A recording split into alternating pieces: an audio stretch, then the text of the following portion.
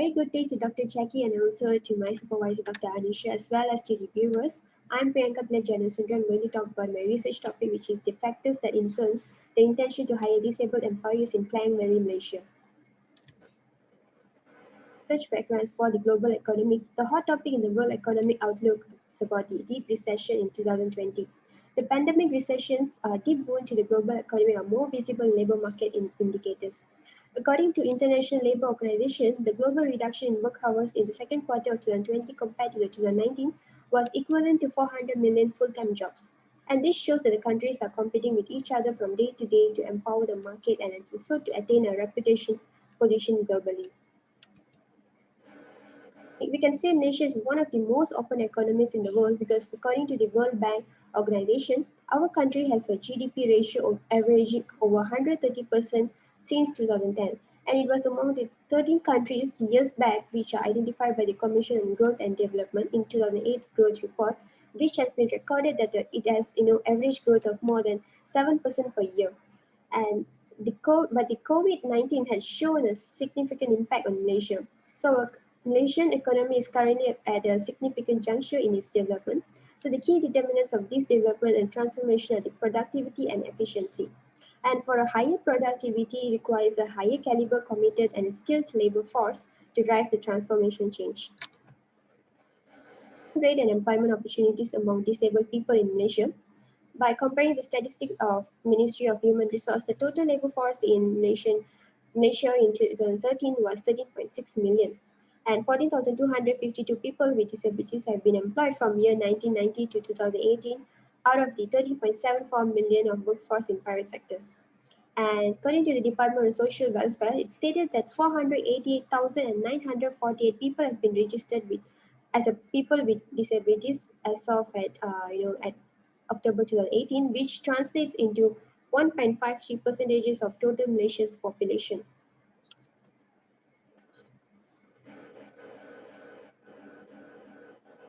Which is being employed in public sectors from 2014 to 2019. And this diagram shows the job placement for people with disabilities at private sectors based on occupational categories. And this diagram shows the total number of people with disabilities across the states and Malaysia based on demographic profile and also types of disabilities. Height and depth, it mentioned that it has been long identified as a crucial issue by disabled people, and it has been acknowledged that disabled people find it more complicated to be employed compared to normal people. And according to rules, Malaysia is one of the countries which have specified the 1% of employment opportunities for people with disabilities in both public and private sectors. And Person with Disability Act stated in number 29 of clause 1 that every disabled person has the right to obtain equal employment opportunity with persons without disabilities. 2020, nation's unemployment rate was approximately 3.38%. That shows the unemployment rate in Malaysia. Dato' Rohani Abdul Karim, Minister of Women, Family and Community Development, with Malaysia's 1% quota policy, the government expected about 14,000 jobs should be allocated to the disabled people. And the current Deputy Minister of Women, Family and Community Development, Dato' Aziza Muhammadun, said the number of people with disabilities employed by the public sector is a very small range, which is 0.23 percentages. And it's quite disappointing that it has not met the 1% quota policy system yet.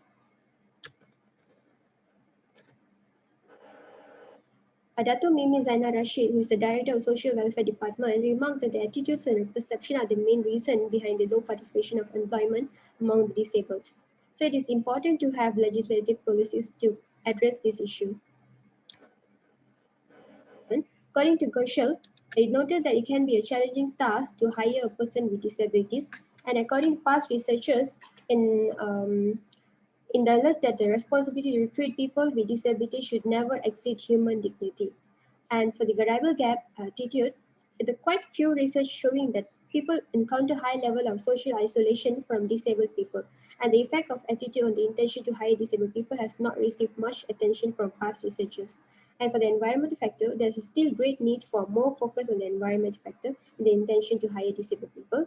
Whereas the influence of the policy and practices in hiring intention in prior researchers has yet to be strongly supported due to the lack of empirical evidence that may underlie this association. And for theoretical gap, past researchers shown less importance on the lack of preparation of organization, the lack of awareness of current policies and resources, and there are also less researchers conducted in Malaysia regarding the policy and practices. And according to Ang, proof that the theory of plant behavior hasn't been applied by other researchers to explore this topic from human resource management perspective.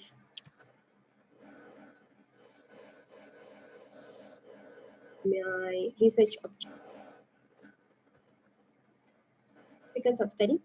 It is to make employers aware that they are one of the reasons that affect the participation of disabled people in employment, and also as a way to increase employees' motivation and encouragement to hire disabled people in the labor force. And employees also play a very important role in providing encouragement and support to their colleagues in the workplace. And also, disabled people need to be aware of their employment opportunities that are available for them in Malaysia, and also to encourage and support the disabled people to participate in employment and contribute to our country's economic growth. Therefore, policy and practices may come up to encounter this issue to hire more disabled people in Malaysia.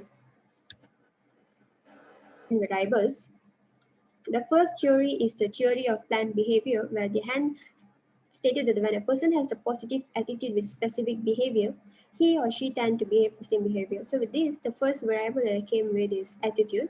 And second theory is socio-ecological theory, where has cited in Reynolds stated that the socio-ecological theory is focused on person-environment fit, in which the person is embedded in social relationship that affect the pathway of life. So with this theory, second variable that came with is environment. Those a hierarchy of needs, where self-esteem includes a person gradually or progressively assessing his or her image. And such evaluation is believed to be important to the optional adjustment and functioning of the person.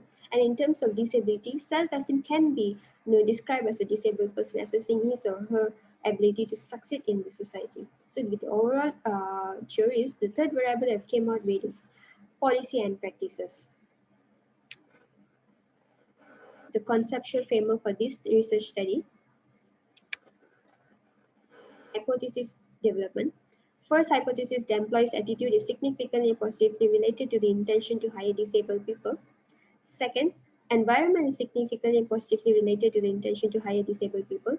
Third, policy and practices are significantly and positively related to the intention to hire disabled people. For this study, target population of this study is from the total number of public sector employees, which is 1.2 million.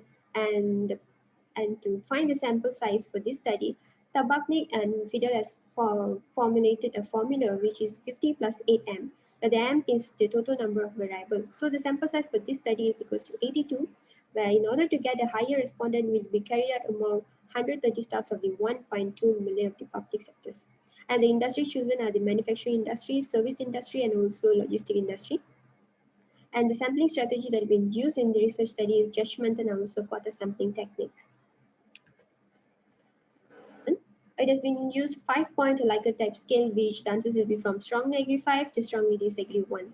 And the primary data, which the questionnaire will be used as the primary data, and secondary data, where the quantitative method has been chosen, and the data that has been used for secondary data is journals, theses, articles, and reports, and some other relevant news which is related to the topic. What is the data analysis, where the reliability test will be using Cronbach's alpha, where it is a very reliable, well reliability testing method which includes the pre and post test. And descriptive statistic is the summarizing sum of data in a way that is very relevant and comprehensible. Third is the multiple regression analysis. This is a way to test the relationship between independent variable and also dependent variable. And lastly, SPSS version 21 will be used as a data analysis. And with that, thank you for watching.